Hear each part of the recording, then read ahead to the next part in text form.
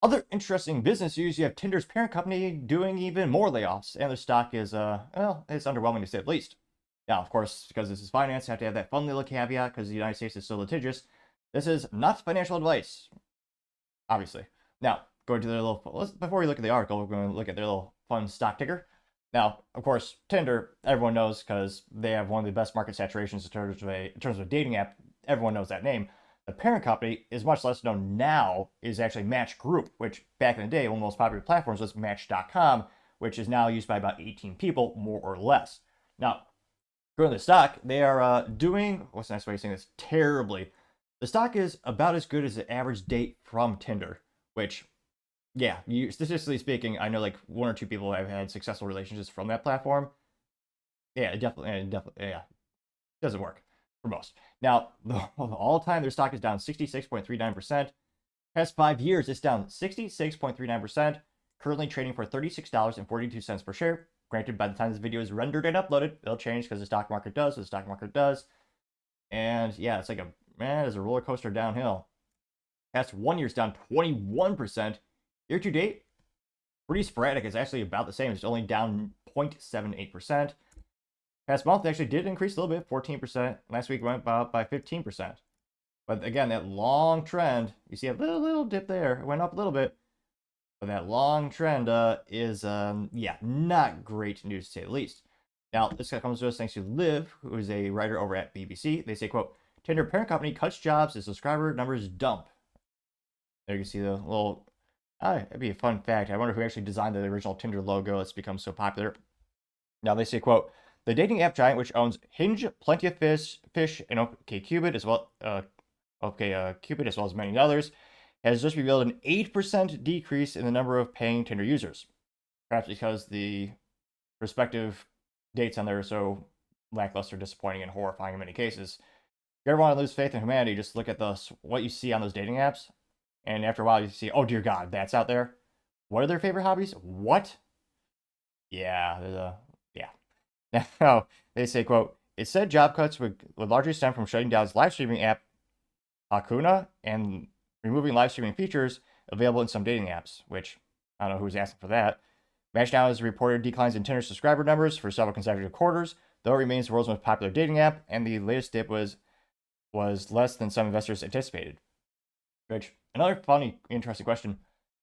Do you know anyone who has ever paid for Tinder?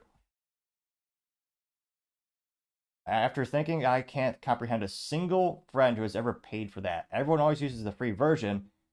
And again, when you look at the statistics on like who uses the app, it's overwhelmingly a bunch of guys and only a small percentage of women. And the odds are just definitely not. It's fascinating where they cater and where they, how they actually make their money. And yeah, let's just say the odds are not great. Kind of like the lottery, only perhaps more depressing.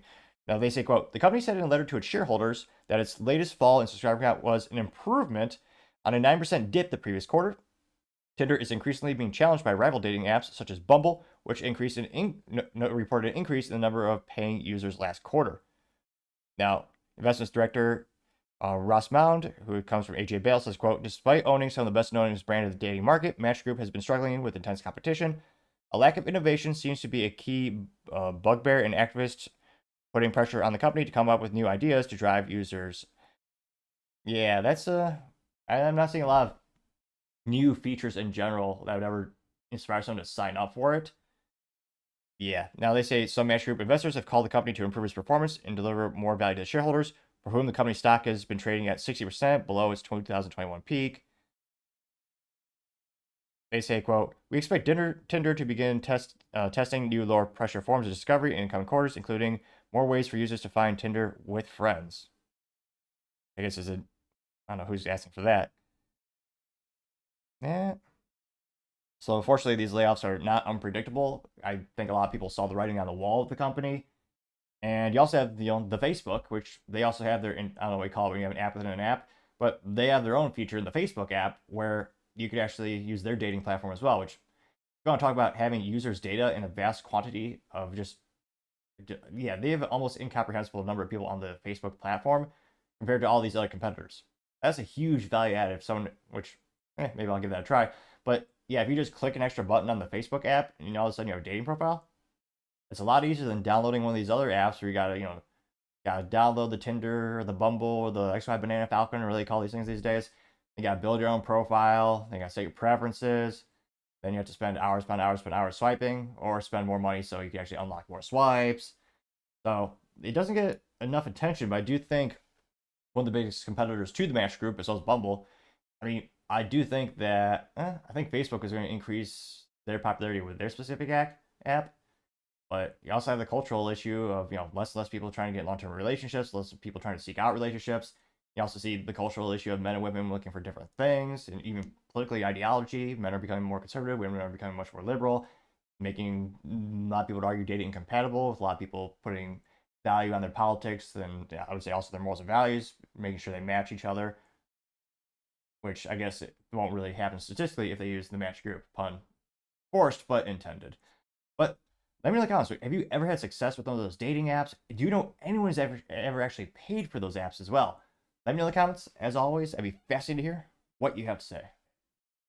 Thank you everyone for taking the time to tune in. Again, trying to get to 4,000 subscribers by the end of the month. So if you could click that button, I would greatly appreciate it. Also, leaving me a thumbs up, a thumbs down, or a comment is a great way to give me some additional feedback, letting me know how I can make the show better and better. Lastly, don't forget to take the time to tell your family, tell your friends, tell your coworkers, heck, tell your enemies, tell anyone and everyone. Just stay safe and fight the good fight.